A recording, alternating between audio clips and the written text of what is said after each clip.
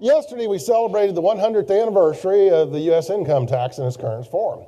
So I'm going to roll you back to 100 years ago, and this is what the original tax rates were. By the way, when the income tax came out, if you earned $1 in this country, you paid an income tax. So basically, everyone who earned anything paid some income tax. You paid 1% if you earned below $20,000, and you paid 7% if you earned above $500,000, and that's the dollars at that time. To put it in today's dollars, today, you'd pay 1% if you earn less than $463,000. Oh, and by the way, the 7% guy had to earn a little over $11.5, almost $6 million. So the question is, how come we've gone up so much? And I wrote my blog last night on it, and I started thinking about it. Well, we got the EPA, we got the National Education Association, Department of Education, excuse me. We've got let's just go through it. We got 6 cell phone programs, food stamps, Section 8 housing. Y'all with me yet? It goes on and on and on because some people think the government should do everything for everyone. And I'm not one of those guys on that. Good news is we're adding jobs, but let me give you a summary of these jobs. But of those, we had 44,000 new retail jobs, every one of them less than 30 hours. And think about that. We had 21,000 new bar and restaurant jobs, all less than 30 hours. You come down in here, we'll talk about the 14,000 manufacturing in a while. We had 312,000 people in July that were unemployed, excuse me. And come August, they didn't get a job, but unemployment rates went down because we reclassified 312,000 into no longer in the workforce. This is the real kicker. We have an effective 14% unemployment rate if you count the 11.4 million people since January 1, 2008. We're a third world country in unemployment rates, guys. Every one of you, this should be every time in your package you send out to any person from out of state. What it is, the Tax Foundation, who's familiar with the Tax Foundation? It's a not-for-profit in Washington, D.C. Every year they rank all 50 states based on business friendliness. Let me talk about business friendliness. They look at the taxes as follows: personal income tax, corporate tax, property tax, retail sales tax, and unemployment tax. The state of Washington ranks the 6th best in the entire United States. You have a very effective business attitude to do business in. I want you to know that in 2012, 9.1 cents of every tax dollar collected went to pay interest on the debt. Remember that number. Also in 2012, 70 cents of every tax dollar went to pay for entitlements. Entitlements are essentially Social Security and government pensions. Now, none of us think in this, so let's double these numbers and move the decimal point. Let's talk about a family that made $49,360 last year.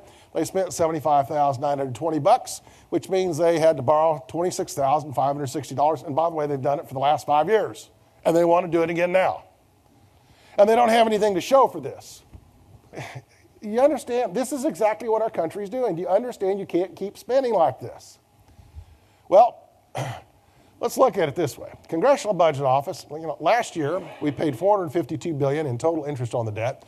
Congressional Budget Office says by 2022, that's 10 years from now, it will be $1.3 trillion, assuming the following. Number one, if ever we have any new federal spending programs, there must be a new tax to pay for them. Number two, it assumes that Obamacare will never, ever run a deficit. Does anyone believe that in this room?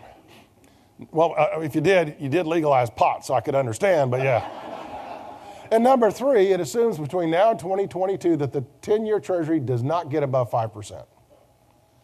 So here's what the interest on the debt's going to do, according to the Congressional Budget Office, if we do exactly what we're doing today, kicking the can down the road. We're going to go that $1.3 trillion. That said, CBO, even though we're going to have more people working and paying more taxes, earning more than they ever have before, that's all built into their model. 24.5 cents of every tax dollar collected will go to interest on the debt. 75 cents of every tax dollar in 2022, according to CBO, will be entitlements, which means of every tax dollar we just took in just for those two things, we spent 99.5 cents of every dollar, which leaves us 0.5 cents for defense and housing and education and research. And y'all get it, defense? Do you understand you can't keep kicking the can down the road? You really need some more taxes, and you really need to cut spending. That's the bottom line, guys. This is a deal changer, though, and this can be a phenomenal deal changer for you here. And we owe this to a guy by the name of George Mitchell. Who's ever heard of George Mitchell? George Mitchell, Mitchell Energy. First of all, from the real estate side, he was the developer of the Woodlands, just north of Houston, the most successful planned unit development in the entire United States in its history. But George also owned Mitchell Energy. He was a petroleum engineering graduate from Texas A&M. He perfected and patented hydraulic fracturing of shale formations. He changed the energy future of this country forever. Go back over here. This happens to be natural gas. Read it on the left. From 1987, this pink happens to be oil. And you go back, and it shows that up until here, wherever oil prices went, natural gas followed. Oil got expensive, you replace it with natural gas, and you made natural gas expensive, and vice versa. Well, look what happened. In fact, look what happened. Natural gas, compared to those 10-year earlier period, is up by a factor of 40%. Oil's up by a factor of 400%. All of a sudden, we have a long-term, sustainable, clean supply of energy in the United States. And that's going to impact our manufacturing. First of all, I used to be a professor at Texas A&M, and I was chief economist of real estate, so the largest publicly funded real estate research group. And as a result, we ended up as professors doing a lot of education for a lot of the professional designations. And I was even a bit of teacher, instructor on the CCIM side. I will tell you this, I can tell you that the CCIM designation is the most valuable professional designation in all of real estate. It's a proper tool set, and it's an incredible network of people. So I applaud the people that go ahead and obtain that status. Congratulations. Well, we appreciate that. Thanks so much for having us. My pleasure. My pleasure. Thanks, Ted.